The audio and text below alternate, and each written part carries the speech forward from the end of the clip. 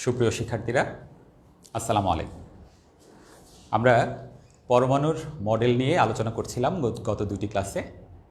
তারই কন্টিনিউয়েশনে আমি আজকের ক্লাসটি নিতে চাচ্ছি। তোমাদের নিশ্চয়ই মনে আছে, পরমাণু মডেল 2তে আমরা বোরের পরমাণু মডেল নিয়ে বিস্তারিত আলোচনা করেছিলাম এবং সেখানে আমরা তিনটি স্বীকার্য দেখেছিলাম: স্থির কক্ষপথের ধারণা, কৌণিক ভরবেগের ধারণা এবং শক্তির শোষণ ও বিকিরণের ধারণা।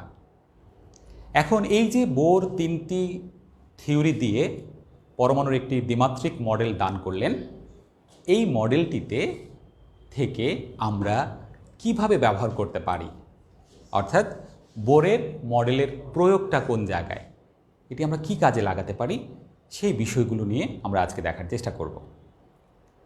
তো আমরা একটি পরমাণুর মডেল সংক্ষেপে আগে আঁকার চেষ্টা করি। শিক্ষার্থীরা, আমি যদি ধরে নিই এটি হচ্ছে নিউক্লিয়াস এবং এটি হচ্ছে কোনো একটি কক্ষপথ, সেই কক্ষপথে ঘূর্ণায়মান ইলেকট্রন। প্রথম কথা হচ্ছে, যে কোনো পরমাণুর ক্ষেত্রে আমরা জানি না কতটি কক্ষপথ আছে, সেজন্য আমরা এটাকে বলে থাকি যে কোনো পরমাণুতে অসীম কক্ষপথ থাকতে পারে। এখন বোরের মডেল অনুযায়ী ইলেকট্রন বৃত্তাকারভাবে নিউক্লিয়াসকে কেন্দ্র করে সবসময় প্রদক্ষিণ করতে থাকে। যেহেতু ইলেকট্রন ঋণাত্মক চার্জধর্মী এবং কেন্দ্র হচ্ছে ধনাত্মক চার্জধর্মী, তাই কুলম্বস ল থেকে আমরা জানি প্লাস এবং মাইনাসের মধ্যে এক ধরনের আকর্ষণ বল কাজ করে এবং এই আকর্ষণ বলের ক্ষেত্রে তোমরা নিশ্চয়ই মনে আছে 9-10-এ পড়ে আসছো ফিজিক্সে, F = K × Q1 Q2 / d²। এরকম একটি সূত্র তোমরা পড়ে এসেছ। শিক্ষার্থীরা, এক্ষেত্রে Q1 এবং Q2 হচ্ছে দুইটি চার্জ, D হচ্ছে তাদের মধ্যবর্তী ডিস্টেন্স, আর KT হচ্ছে একটি সমানুপাতিক ধ্রুবক। এটা কোনো কোনো বইতে 1/4πε0ও লেখা থাকে। এক্ষেত্রে এই কে এর মানটি আমরা যদি SI এককে লিখি তাহলে আসে 9 × 10⁹ নিউটন মিটার স্কোয়ার C−2। এটি হচ্ছে SI এককে সমানুপাতিক ধ্রুবকটির মান। এটিকে আমরা যদি সিজিএস এককে লিখি তাহলে নিউটনের জায়গায় আসবে ডাইন, মিটার জায়গায় আসবে সেন্টিমিটার, ESU আসবে কুলম্বের জায়গায়। চার্জের সিজিএস একক হচ্ছে ইলেকট্রোস্ট্যাটিক ইউনিট। শিক্ষার্থীরা, যেহেতু এই ক্ষেত্রে সমানুপাতিক ধ্রুবকের মান 1 আসে সিজিএস পদ্ধতিতে, তাই আমরা এক্ষেত্রে এটাকে 1 ধরে কাজটি করলে তুলনামূলকভাবে ইজি হয়, কারণ আমরা জানি 1 দিয়ে কোনো সংখ্যাকে মাল্টিপ্লাই করলে ওই সংখ্যাটি হয়ে থাকে। তাই আমাদের অধিকাংশ বইগুলোতে এই কে এর মানটিকে 1 ধরে করা হয়েছে। আমি বলে দিচ্ছি, কে এর মানটি তুমি এই SI একক নিয়ে করলেও হতো, সেই ক্ষেত্রে অন্যরকম একটি সমাধান আসতো। অর্থাৎ যে সকল বইতে তোমরা খেয়াল করবে যে কে এর পরিবর্তে 1/4πε0 লেখা আছে, তাদের ক্ষেত্রে ব্যাসার্ধের রাশিমালাটি কিন্তু একটু ডিফারেন্ট আসবে, অন্যরকম আসবে। যেহেতু ম্যাক্সিমাম এটাকে 1 ধরে করছে, তাই আমি এই মানটাকে 1 ধরে সিজিএস পদ্ধতিতে এটি ব্যাসার্ধের রাশিমালাটি বের করব। আচ্ছা, এখন এই বিষয়টির পরে আমরা এবার আরেকটি জিনিস একটু লক্ষ্য করি। সেটি হচ্ছে যে বোরের পরমাণু মডেল এক ইলেকট্রন বিশিষ্ট পরমাণু বা আয়নের ক্ষেত্রে প্রযোজ্য। যেমন ধরো হাইড্রোজেন, এটার মধ্যে একটা ইলেকট্রন আছে, একটা প্রোটন আছে। আবার আমি যদি হিলিয়াম +1 নেই, সেটার মধ্যেও একটা ইলেকট্রন বাট দুইটা প্রোটন আছে, কারণ আমরা জানি হিলিয়ামের পারমাণবিক সংখ্যা হচ্ছে 2। আমি যদি লিথিয়াম +2 নেই, তাহলে সেটার মধ্যে একটা ইলেকট্রন, 3টা প্রোটন। যেহেতু বোরের পরমাণু মডেল এক ইলেকট্রন বিশিষ্ট পরমাণু অথবা আয়নের ক্ষেত্রে প্রযোজ্য, তার মানে এই তিনটির ক্ষেত্রেই বা এই ধরনের অন্য যে কোনো আয়নের ক্ষেত্রেই আমরা বোরের পরমাণু মডেলটি কী করতে পারবো, ব্যাখ্যা করতে পারব। তার মানে এই নিউক্লিয়াসের মধ্যে কতটি ধনাত্মক চার্জ আছে সেটি কিন্তু আমরা জানি না, সেটি ভ্যারি করতে পারে, 1 2 3 এভাবে ভ্যারি করতে পারে। এই কথাগুলো জানার পর আমরা প্রথম যে কথাটি লিখতে পারি সেটি হচ্ছে যে ইলেকট্রন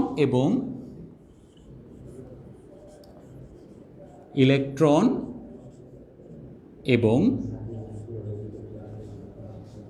ধনাত্মক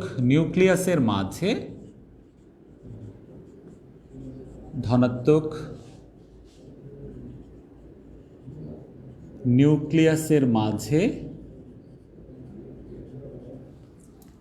বিদ্যমান আকর্ষণ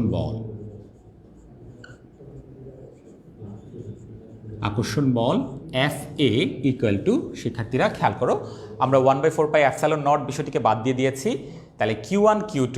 এখন Q1 এর জন্য আমি যদি এইটাকে Q1 ধরি তাহলে এটাকে আমি লিখতে পারি ZE। Z কি?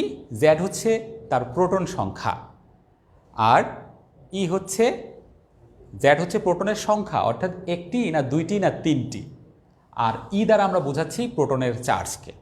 শিক্ষার্থীরা, প্রোটন এবং ইলেকট্রন দুইটির চার্জে কিন্তু সমান, আমরা সবাই জানি।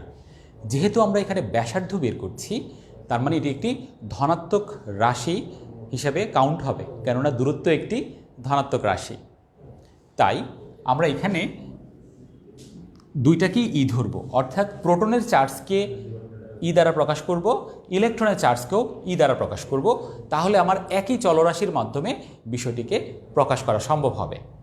তাহলে ZE ইন্টু ই, দ্বিতীয় ইটা হচ্ছে ইলেকট্রনের চার্জ, আর এদের মধ্যবর্তী যে দূরত্ব সেটাকে আমি যদি R ধরে নেই তাহলে RN স্কয়ার। RN কেন লিখলাম?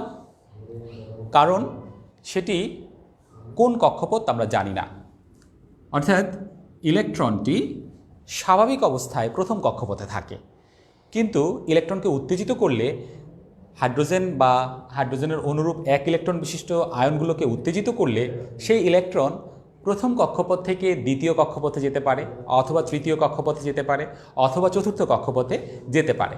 তাহলে ইলেকট্রনটি যেই কক্ষপথে থাকবে সেই কক্ষপথের ব্যাসার্ধটা আমরা এখানে বিবেচনা করব। তাই আমরা এখানে RN লিখলাম। তাহলে এটি হচ্ছে আমার নিউক্লিয়াসের সাথে ইলেকট্রনের কেন্দ্রমুখী আকর্ষণ বলের মান আমরা এরকম পেতে পারি। শিক্ষার্থীরা, এখন খেয়াল করো, যখন ইলেকট্রন ঘূর্ণায়মান থাকে তখন অটোমেটিক্যালি সেখানে একটা কেন্দ্রমুখী আকর্ষণ বল সৃষ্টি হয়, অর্থাৎ এই ইলেকট্রনের সাথে ধনাত্মক চার্জের একটা ভিতরের দিকে আকর্ষণ বল সৃষ্টি হয়। যখন কেন্দ্রমুখী আকর্ষণ বল সৃষ্টি হয় তখন সেখানে আবার অটোমেটিক্যালি কেন্দ্র বিমুখী একটি আকর্ষণ বল তৈরি হবে। যেই কেন্দ্র বিমুখী আকর্ষণ বল তাকে ভিতর দিকে যেতে বাধা দিবে, অর্থাৎ ইলেকট্রন যখন বৃত্তাকারভাবে ঘুরছে তখন কেন্দ্রের দিকে যে আকর্ষণ বল সেটিকে প্রতিহত করার জন্য অটোমেটিক্যালি একটি কেন্দ্র বিমুখী বল তৈরি হবে, এবং এই দুইটি মান পরস্পর সমান এবং বিপরীতমুখী।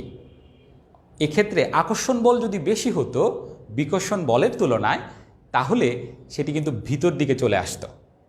আকর্ষণ বল বেশি, তাহলে ভিতর দিকে চলে আসলে ইলেকট্রন একসময় নিউক্লিয়াসে পতিত হওয়ার কথা, কিন্তু সেটি তো হয় না।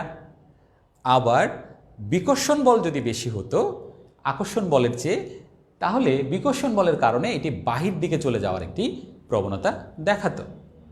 বাট বাস্তবে ইলেকট্রন বাহিরের দিকেও অটোমেটিক্যালি আসে না, ভিতর দিকেও যায় না। বাহির দিকে যায় না এটা আমরা কীভাবে বুঝি? ইলেকট্রন যদি বাহিরের দিকে চলে যেত তাহলে যে কোনো পদার্থ থেকে অটোমেটিক্যালি ইলেকট্রন ক্ষয় হতে থাকতো, আর যে কোনো পদার্থ থেকে যদি অটো ইলেকট্রন ক্ষয় হতো তাহলে পৃথিবীতে কোনো পদার্থই মানে স্ট্যাবল থাকতো না, অটোমেটিক্যালি পদার্থগুলো ক্ষয় হতো। তো সেটিও তো হয় না। তার মানে এই ক্ষেত্রে কেন্দ্রমুখী এবং কেন্দ্র বিমুখী বল এই দুটি হচ্ছে পরস্পর সমান এবং বিপরীতমুখী। ঠিক আছে, তাহলে আমরা লিখতে পারি ঘূর্ণায়মান ইলেকট্রনের কেন্দ্র বিমুখী বল, ঘূর্ণায়মান ইলেকট্রনের কেন্দ্র বিমুখী বল, এটাকে যদি আমরা FC দ্বারা প্রকাশ করি, এটা হয় mv²/r। শিক্ষার্থীরা, কেন্দ্র বিমুখী বলের রাশিমালা যেটি, সেটি হচ্ছে আমরা ফিজিক্স থেকে পাই যে সেটি mv²/r, এরকম একটি টার্ম আসে। এটি আমাদের এখানকার আলোচনার সাথে প্রাসঙ্গিক না দেখে আমি এটিকে স্কিপ করে গেলাম। তোমাদের ফিজিক্স বইয়ে ফার্স্ট পেপারের মধ্যে এই প্রমাণটি তোমরা পাবে। এখন কেন্দ্রমুখী বল এবং কেন্দ্র বিমুখী বল যেহেতু সমান ও বিপরীতমুখী, তাই আমরা লিখতে পারি যে FA = FC। তাহলে আমি যদি মানগুলো বসিয়ে দেই, দেখো এটা Rn লিখি, তাহলে Rn², আর এখানে হচ্ছে mv²/Rn, বা আমরা এখান থেকে লিখতে পারি এখান থেকে একটা Rn চলে গেলে এখানে নিচে একটা Rn থাকে, আর এখানে Z² থাকে, আর এখানের mটাকে আমি যদি এই পাশে লিখি তাহলে এরকম একটি অবস্থা তৈরি হয়। শিক্ষার্থীরা, এভাবে আমরা একটি v² টার্ম পেলাম। এখন আমরা বোরের পরমাণু মডেলের আরেকটি কনসেপ্ট থেকে আলোচনা করি। খেয়াল করো, আমরা যে এখানে কেন্দ্রমুখী বল এবং কেন্দ্র বিমুখী বলের কথা বলছি, সেটি কিন্তু বোরের স্থির কক্ষপথের ধারণার মধ্যে বলা আছে যে স্থির কক্ষপথে কেন থাকে, কারণ কেন্দ্রমুখী বল এবং কেন্দ্র বিমুখী বল পরস্পর সমান ও বিপরীতমুখী। আমরা আলোচনা করছি বোরের মডেলের প্রয়োগ, তার মানে বোরের মডেলের মধ্যে যে কথাগুলো বলা আছে সেই কথাগুলোর পরিপ্রেক্ষিতে আমার এই প্রয়োগটি আসবে। বোরের আরেকটি স্বীকার্য হচ্ছে MVR, কৌণিক ভরবেগের মান কি nh/2π, অর্থাৎ এই যে সে ঘুরছে, যখন বৃত্তাকারভাবে নিউক্লিয়াসকে কেন্দ্র করে ঘুরছে, তখন এখানে একটা কৌণিক ভরবেগ সৃষ্টি হয়। তাহলে কৌণিক ভরবেগটা কখন সৃষ্টি হবে? যখন কোনো কণা বা পার্টিকেল একটি নির্দিষ্ট বিন্দুকে কেন্দ্র করে একটা নির্দিষ্ট সময় পর পর ওই একই বিন্দু অতিক্রম করে, তখন সেটার মধ্যে আমরা কৌণিক বেগ পেয়ে থাকি, আর কৌণিক বেগের সাথে ভর মাল্টিপ্লাই করে আমরা কৌণিক ভরবেগ পেতে পারি। এক্ষেত্রে মনে রাখবে যে বেগটা হচ্ছে যে কোনো বিন্দুতে স্পর্শক বরাবর কাজ করে, অর্থাৎ এইদিকে হচ্ছে এই বিন্দুতে এটি এই বরাবর কাজ করছে, এই বিন্দুতে নিলে এটি এই বরাবর কাজ করবে। সবসময় বেগ স্পর্শক বরাবর কাজ করে কৌণিক বেগের ক্ষেত্রে। ওকে, তাহলে আমরা লিখতে পারি বোরের স্বীকার্য হতে, আমি বাংলা কথা লিখছি না, সরাসরি লিখছি MVR = এখানে Rn লিখি nh/2π, বা এখান থেকে আমরা লিখতে পারি V = nh/2πmRn, বা যদি বর্গ করি উভয় পাশে তাহলে v² = nh²h²/4π²m²Rn²। এটি আমরা দিলাম 4 নং সমীকরণ।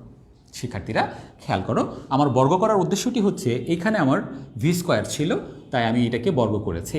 বর্গ করার কারণে এখন 3 ও 4 থেকে আমরা লিখতে পারি এত = এত। তাহলে আমি যদি এখানে দেখাই 3 ও 4 হতে আমরা পাই কি পাই, আমরা লিখতে পারি এখানে দেখো Z² mRn = n²h² 4π²m²Rn²। শিক্ষার্থীরা, এখানে একটা mRn আর এখানে একটা mRn যদি আমরা কাটাকাটি করে দেই, তাহলে Z² = n²h² 4π²mRn।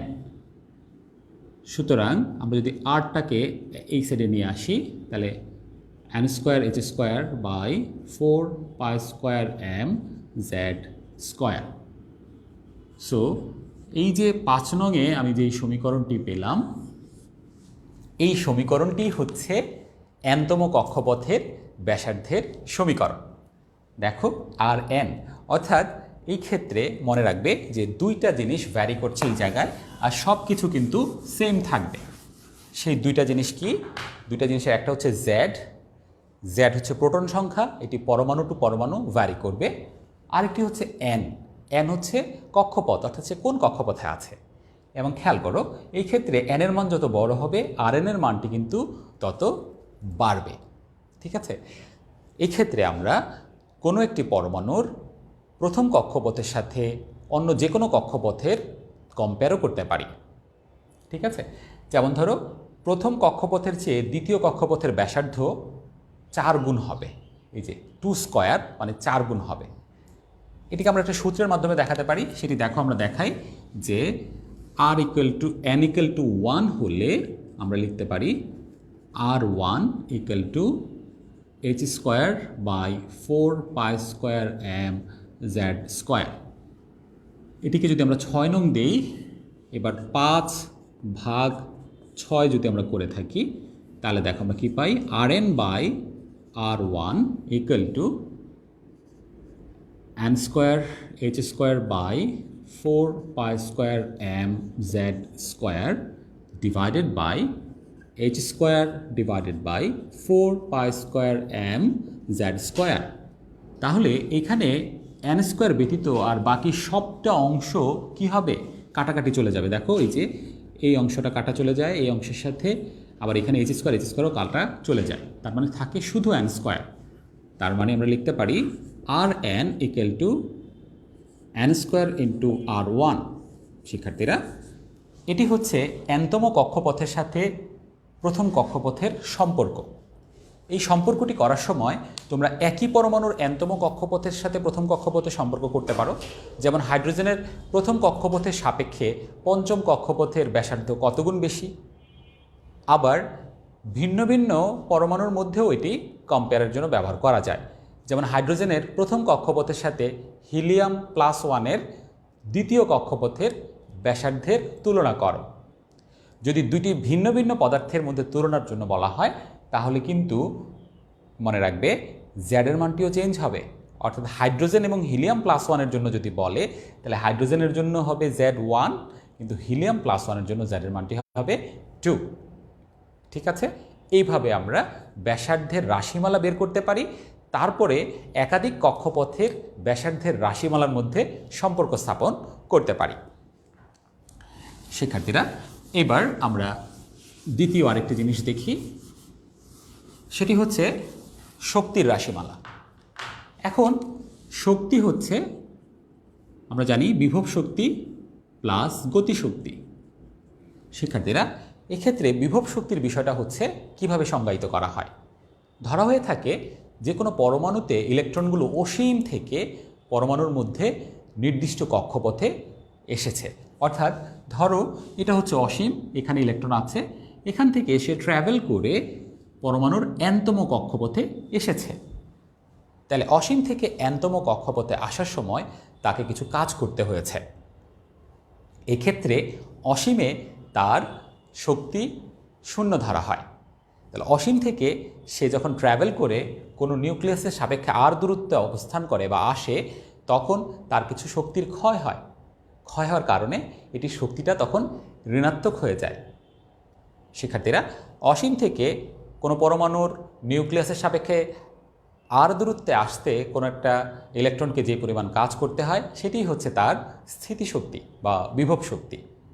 এটি ক্যালকুলাসের ইন্টিগ্রেশনের মাধ্যমে আমরা ব্যাখ্যা করে দেখাতে পারি যে এই মানটি আসে, ইপির মানটি আসে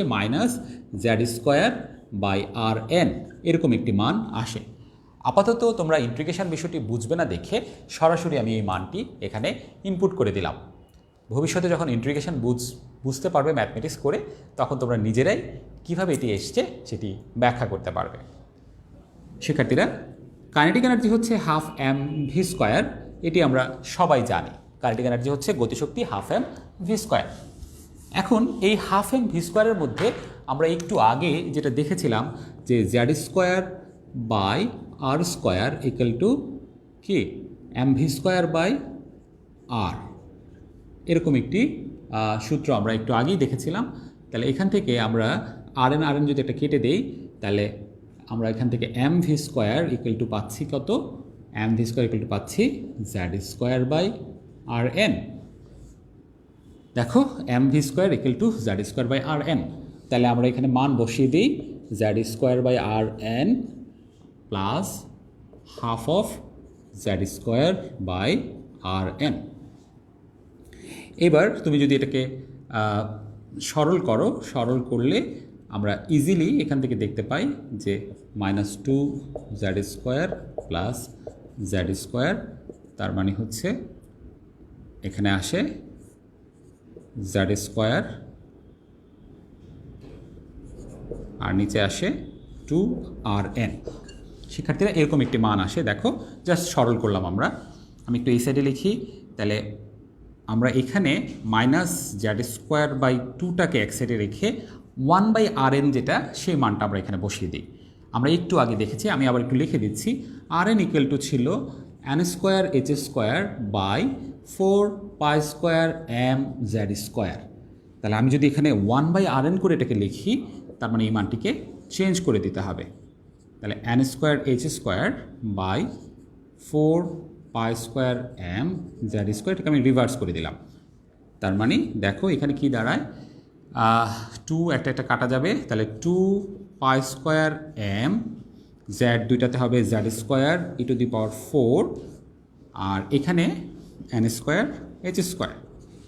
শিক্ষার্থীরা এটি হচ্ছে, আমরা যদি en লিখি, nতম কক্ষপথের সমীকরণ, শক্তির সমীকরণ। ঠিক আছে, আমি এটাকে সরাসরি 1 নং সমীকরণ দিচ্ছি। এটি nতম কক্ষপথের শক্তির সমীকরণ। এখন কথা হচ্ছে এই শক্তির সমীকরণ বা ব্যাসার্ধের সমীকরণ এগুলো আমাদের কী কাজে লাগবে, এগুলো থেকে আমাদের প্রয়োগমূলকে প্রশ্ন আসতে পারে। প্রয়োগমূলকে প্রশ্ন দিতে পারে যে ইলেকট্রন কোনো একটা নির্দিষ্ট কক্ষপথে অবস্থানকালে তার শক্তির মান কীরূপ হবে। শিক্ষার্থীরা খেয়াল করো, এক্ষেত্রে আমার ব্যাসার্ধ বলো আর এনার্জি বলো, সব ক্ষেত্রেই আমার এর মান, জেডের মানটা আর এনের মানটা ভ্যারি করবে। জেড হচ্ছে তার প্রোটন সংখ্যা, এন হচ্ছে তার কক্ষপথের সংখ্যা, কোন কক্ষপথে সে অবস্থান করছে, কততম কক্ষপথ। আর বাকি যে মানগুলো দেখো এম, ই, এইচ, এই মানগুলো কিন্তু ধ্রুবক। এক্ষেত্রে আমি তোমাদেরকে একটু বোঝার সুবিধার জন্য বলে দিচ্ছি, যেমন এম এটা হচ্ছে ইলেকট্রনের ভর, এটি এসআই এককে কত হয়, সিজিএস এককে কত হয় সেটি তোমাদের জানা দরকার। এসআই এককে এটি হচ্ছে 9.1 × 10⁻31 কেজি, আর সিজিএস এককে এই মানটি হচ্ছে 9.1 × 10⁻28 গ্রাম। তার মানে যখন তুমি এই সূত্রে বসাবে তখন অবশ্যই এটা কি করতে হবে, সিজিএস এককে বসাতে হবে। এইচ এর মান প্লাঙ্কের ধ্রুবক 6.626 × 10⁻34 জুল সেকেন্ড, আর এখানে হবে 6.626 × 10⁻27 আর্গ সেকেন্ড। তারপর হচ্ছে চার্জের মান হচ্ছে -1.6 × 10⁻19 কুলম, আর এখানে হবে -4.8 × 10⁻10 ESU, ইলেকট্রোস্ট্যাটিক ইউনিট। এটি হচ্ছে চার্জের সিজিএস একক। এই বিষয়গুলো অবশ্যই তোমাকে মনে রাখতে হবে, ঠিক আছে? তো আমাকে এখানে সিজিএস মানগুলো ইনপুট দিতে হবে। অনেকে প্রশ্ন করে যে স্যার এখানে মাইনাস চিহ্নটা দিতে হবে কিনা। শিক্ষার্থীরা এটি তোমার স্বাধীনতা আছে। দেখো এখানে ছিল e⁴, তাহলে মাইনাসকে (4) (6) বা স্কোয়ার করলে আসলে মাইনাসটি থাকে না, এবং ব্যাসার্ধের সমীকরণেও সেটি ছিল স্কোয়ার। তার মানে এখানে মাইনাস দিলেও আলটিমেটলি তোমার কোনো প্রবলেম হবে না। তো এখন ব্যাসার্ধের ক্ষেত্রে যেমন আমরা nতম কক্ষপথের সাথে প্রথম কক্ষপথের কম্পেয়ার করতে পেরেছিলাম, এনার্জির ক্ষেত্রে এটি সম্ভব। কীরকম, n = 1 হলে আমরা পাই E1 = 2π²m z²e⁴ divided by 1² মানে হচ্ছে h²। তাহলে এবার যদি আমরা 1কে 2 দিয়ে ভাগ দেই, তাহলে দেখো এখানে আমরা পাচ্ছি En/E1 = -2π²m z²e⁴ divided by n²h² divided by 2π²m z²e⁴ h² minus of. এখন আমরা এখানে দেখো এই উপরের টার্ম আর উপরের টার্ম কাটা, h² কাটা, মাইনাস মাইনাস বাদ চলে যাবে, থাকে n²। সুতরাং En = n²/E1। আমরা এরকম একটি সমীকরণ পাই nতম কক্ষপথের সাথে প্রথম কক্ষপথের শক্তির রাশিমালা। তাহলে আমরা এই পর্যন্ত 4টি সূত্র দেখলাম। ব্যাসার্ধের একটি সূত্র দেখলাম, সেটার সাথে আবার প্রথম কক্ষপথের সাথে nতম কক্ষপথের কম্পেয়ার করলাম, এনার্জিরও একটি সূত্র দেখলাম, তার সাথে আবার nতম কক্ষপথের কম্পেয়ার করলাম। আচ্ছা, তাহলে এখন এই দুইটা জিনিসই আমরা পেয়েছি কোথা থেকে? দুইটা জিনিসই আমরা পেয়েছি বোরের পরমাণু মডেলের প্রয়োগ থেকে। এবার আমরা দেখি বেগের রাশিমালাটি কেমন হবে। বেগের ক্ষেত্রে দেখো, আমরা বোরের স্বীকার্য থেকে পাই mv/n = nh/2π। তাহলে এক্ষেত্রে আমরা ভিটাকে যদি এক সাইডে রাখি, তাহলে 2π m × 1/rn। এটা যদি আমি vn লিখি, nতম কক্ষপথের বেগ, শিক্ষার্থীরা rn এর মানটি এখানে 1 করে হবে, তাহলে n²h²/4π²m/z²। মনে রাখবে, এনার্জি এবং ব্যাসার্ধের রাশিমালাটি অবশ্যই মুখস্থ রাখতে হবে।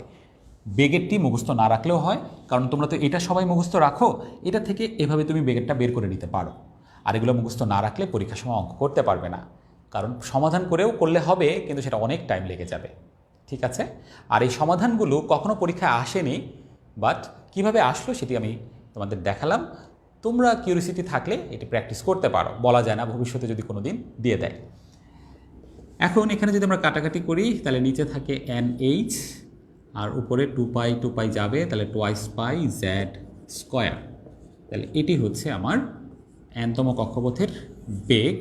খেয়াল করো, এখানে কিন্তু কক্ষপথ যত দূরে হবে বেগ কিন্তু তত কম হবে, কক্ষপথ যত কাছে হবে বেগ কিন্তু তত বেশি হবে।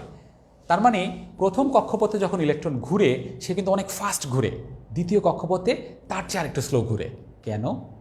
কারণ হচ্ছে প্রথম কক্ষপথ নিউক্লিয়াসের খুব কাছে, নিউক্লিয়াস অনেক পাওয়ারফুল, অনেকগুলো পজিটিভ চার্জ এখানে থাকতে পারে, যে কারণে ইলেকট্রনকে যেন টান দিয়ে ধনাত্মক নিউক্লিয়াস নিয়ে যেতে না পারে, তাই সে অনেক ফাস্ট মুভ করে প্রথম কক্ষপথে। এভাবেও চাইলে তুমি মনে রাখতে পারো, আর ম্যাথমেটিক্যালি তো আমরা এখানে মনে রাখতে পারছি। একইভাবে এখানে nতমর সাথে আমরা প্রথম কক্ষপথের কম্পেয়ার করতে পারি। তাহলে vn = 1 হলে v1 = 2πz²/h। আমরা যদি এটাকে 2 নং সমীকরণ দেই, পরবর্তীতে আমরা 1/2 করলে শিক্ষার্থীরা আগের মতো আমরা পাচ্ছি vn/v1। আমি আর এখানে মানগুলো লিখে দিই, তোমাদের বুঝতে প্রবলেম হতে পারে। এত বাই nh 2πz²/h। তাহলে এই জায়গায় আমি যদি কাটাকাটি করে আলটিমেটলি n থাকে, তার মানে vn = n × v1। ঠিক আছে? দেখো, 2πz²/nh লিখলাম আর 2πz²/h লিখলাম, পরে আমি vn/v1 করার পরে এই যে এটা কেটে দিলাম, তাহলে vn হচ্ছে n × v1। এটি হচ্ছে আরেকটি রিলেশন। তাহলে আমরা 3টি ক্ষেত্রে 6টি টোটাল রিলেশন দেখলাম, যে রিলেশনগুলো সবগুলো এসছে কোথা থেকে? বোরের পরমাণু মডেলের মূল থিওরি থেকে। ঠিক আছে? তাহলে বোরের পরমাণু মডেল থেকে আমরা বেসিক্যালি এই 3টি কনসেপ্টই দেখে থাকি। আরেকটি কনসেপ্ট সেখানে আমরা যোগ করতে পারি বোরের পরমাণু মডেলের ক্ষেত্রে। যেমন ধরো যে আমি যদি এরকমভাবে করি, এটি একটি কক্ষপথ, এটি আরেকটি কক্ষপথ। তাহলে প্রথম কক্ষপথ থেকে দ্বিতীয় কক্ষপথে যদি যায়, বা দ্বিতীয় কক্ষপথ থেকে যদি প্রথম কক্ষপথে আসে, তাহলে শক্তির পার্থক্য ডেল্টা ই = হচ্ছে E2 - E1। ঠিক আছে? আবার আমরা লিখতে পারি ডেল্টা ই = hν। আবার আমরা লিখতে পারি ডেল্টা ই = hc/λ। তোমরা নিশ্চয়ই জানো নিউ হচ্ছে কম্পাঙ্ক, সি হচ্ছে আলোর বেগ, ল্যামডা হচ্ছে তরঙ্গ দৈর্ঘ্য। আরেকটি ছোট্ট কথা বলে শেষ করব, সেটি হচ্ছে ইলেকট্রনের শক্তিকে ইলেকট্রোভোল্ট দিয়ে প্রকাশ করা হয়। এটি কিন্তু বিভব পার্থক্যের একক নয়, এটি হচ্ছে ইলেকট্রনের শক্তিকে ইলেকট্রোভোল্ট দিয়ে প্রকাশ করে। এটির সাথে আমার জুলের সম্পর্ক হচ্ছে এটি, 1 ইলেকট্রোভোল্ট সমান হচ্ছে 1.6 × 10⁻⁻19 জুল। এছাড়া 1 ন্যানোমিটার সমান হচ্ছে 10⁻⁻9 মিটার বা 10⁻⁻7 সেন্টিমিটার। এইগুলো তোমাদের কাজে লাগবে। 1 অ্যাংস্ট্রম সমান হচ্ছে 10⁻10 মিটার, হচ্ছে 10⁻8 সেন্টিমিটার। 1 পিকোমিটার PM হচ্ছে 10⁻12 মিটার, হচ্ছে 10⁻10 সেন্টিমিটার। তোমাদের শিক্ষার্থীরা এই জিনিসগুলো সবসময় কাজে লাগবে। এই ছোট ছোট এককগুলো কিন্তু আমরা প্রায়শই ব্যবহার করে থাকি। তাহলে আমরা আজকে কি দেখলাম? আজকে বোরের সূত্রের টোটাল প্রয়োগটি দেখলাম। এই প্রয়োগ সংক্রান্ত বিষয়গুলো দিয়ে কিন্তু তোমাদের পরীক্ষার সময় অঙ্ক আসতে পারে। আমরা পরবর্তী ক্লাসে এই প্রয়োগের উপর ভিত্তি করে দেখব কিভাবে অঙ্ক করা যায়, সেই বিষয়গুলো নিয়ে আলোচনা করব। আজকে এই পর্যন্তই। সবাই ভালো থাকো, সুস্থ থাকো। আসসালামু আলাইকুম।